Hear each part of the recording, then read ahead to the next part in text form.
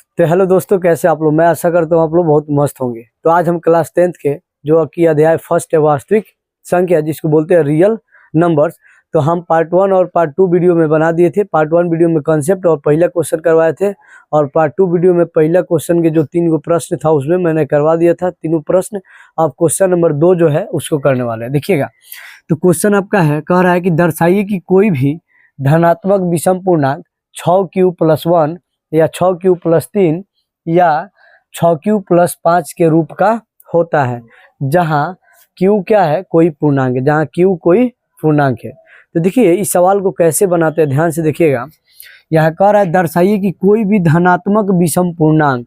अब धनात्मक विषम पूर्णांक क्या होता है, पहले पूर्णांक समझते हैं हम लोग। पूर्णांक क्या होता है, तो हम लोग 0 से लेकर के और 1 2 3 धनात्मक तक और 0 से लेकर ऋणात्मक तक जितनी संख्या लिख सकते हैं, यानी अनंत तक लिखा जा सकता है, वो सारा के सारा क्या होता है, तो पूर्णांक संख्या होता है। ठीक है, लेकिन यहाँ पे कह रहा है कि कोई भी धनात्मक विषम पूर्णांक, कोई भी धनात्मक विषम पूर्णांक 6q, तो विषम पूर्णांक लेना है, वो भी धनात्मक। कैसा, तो धनात्मक लेना है। ठीक है, और सिद्ध करके बताना है कि 6q+1 6q+3 या 6q+5 के रूप का होता है, लेकिन q क्या है, कोई पूर्णांक है। ठीक है, तो चलिए इस सवाल को कैसे बनाते हैं देखिए ध्यान से। यहाँ पे लिखेंगे हल।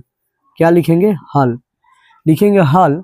और देखेंगे यहाँ पे हम लोग को धनात्मक विषम पूर्णांक हम लोग को मालूम नहीं है, मालूम नहीं ना है, तो क्या होगा, तो हम लोग मान लेते हैं। यहाँ पे लिखेंगे माना, लिखेंगे माना धनात्मक, माना धनात्मक विषम पूर्णांक बराबर क्या है, ए है। हम लोग धनात्मक विषम पूर्णांक को क्या मान लिए, ए मान लिए। ठीक है, अब देखिएगा सवाल में कैसे करते हैं हम लोग। माना धनात्मक विषम पूर्णांक बराबर क्या है, ए है।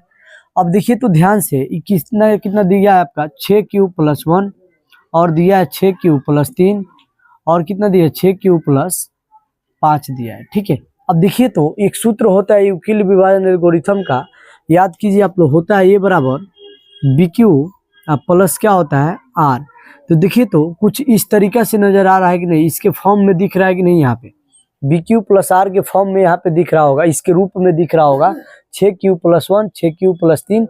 तो हम कह सकते हैं कि नहीं, यहाँ पे भाजक क्या है, 6 है, और शेषफल देखिए तो 1 3 यहाँ हर जगह बदल रहा है, 1 है यहाँ, 3 है यहाँ, क्या है 5 है, यानी भाजक यहाँ पे देखिए तो 6 दिख रहा है कि नहीं दिख रहा है।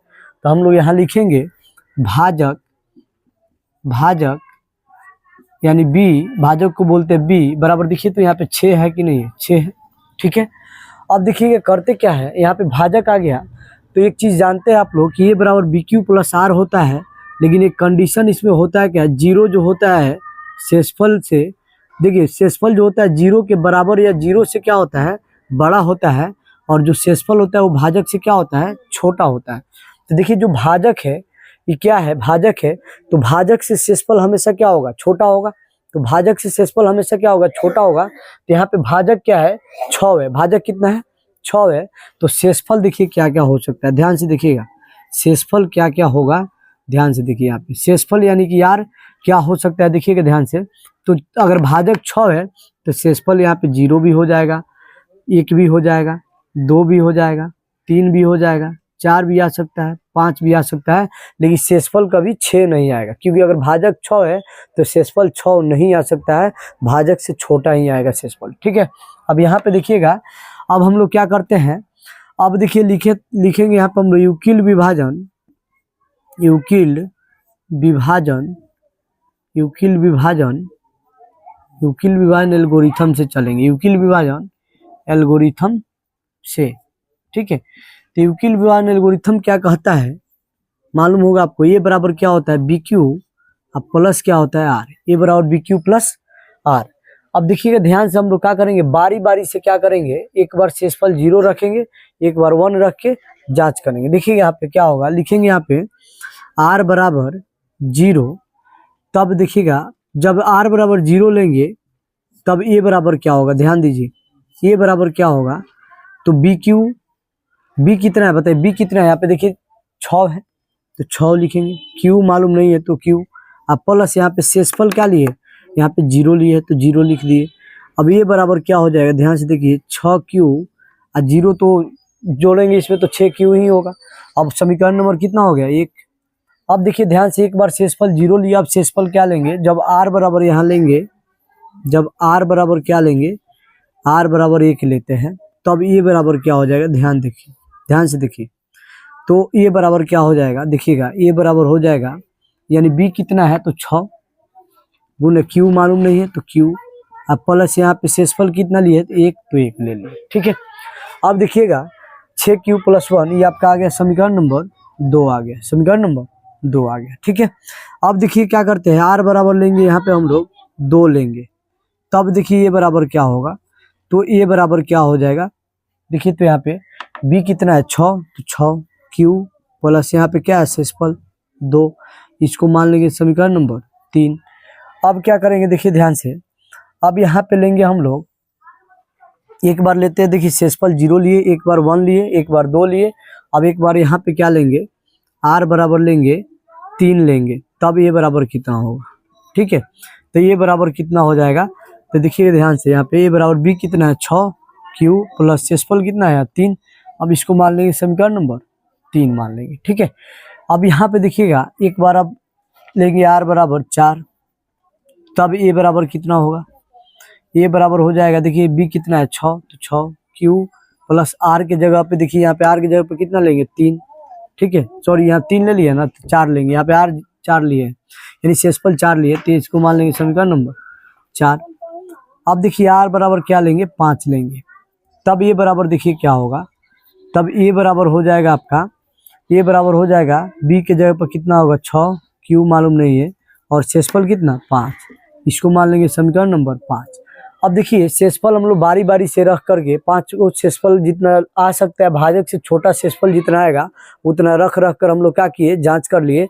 अब देखिए कह रहा था दर्शाइए कि कोई भी धनात्मक विषम पूर्णांक 6q + 1, 6q + 3 या 6q + 5 के रूप का होता है, जहाँ q क्या है पूर्णांक है। तो ढूंढिए कहाँ पे मिल रहा है, ढूंढिएगा यहाँ पे, देखिए तो यहाँ पे 6q + 1 कहाँ है, तो देखिए समीकरण 1 में है, समीकरण 2 में है, सॉरी समीकरण 2 में यहाँ पे मिल रहा है, ठीक है।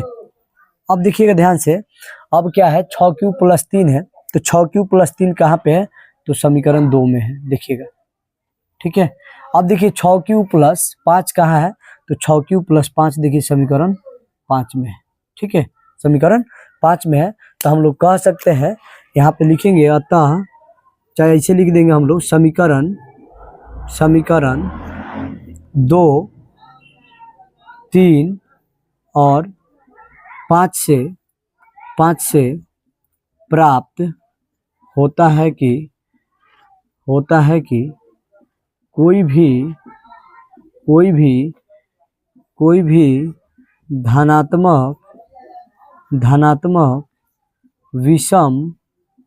भी धनात्मक विषम पूर्णांक 6q + 1 या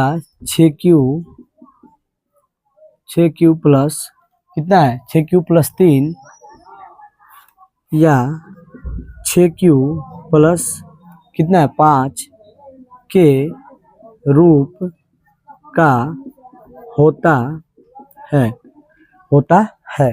तो इतना लिख देना, आपका सिद्ध हो जाएगा। तो हम देखेंगे किसी भी धनात्मक पूर्णांक, कोई भी धनात्मक विषम पूर्णांक लेंगे तो इसी का रूप का आएगा। तो हम लोग यहाँ पे क्या कर लिए, प्रूफ कर दिए। तो अगर वीडियो अच्छा लगा होगा तो वीडियो को लाइक कर दीजिए, कमेंट कर दीजिए एक प्यारा सा, और दोस्तों के पास शेयर कर दीजिए। हम क्लास 10th का सभी के सभी मैथ आपको करवा दूंगे यहाँ पे। तो वीडियो अच्छा लगा होगा तो कमेंट कर दीजिएगा एक प्यारा सा। मिलते हैं फिर नेक्स्ट वीडियो में, तब तक के लिए जय हिंद, जय भारत।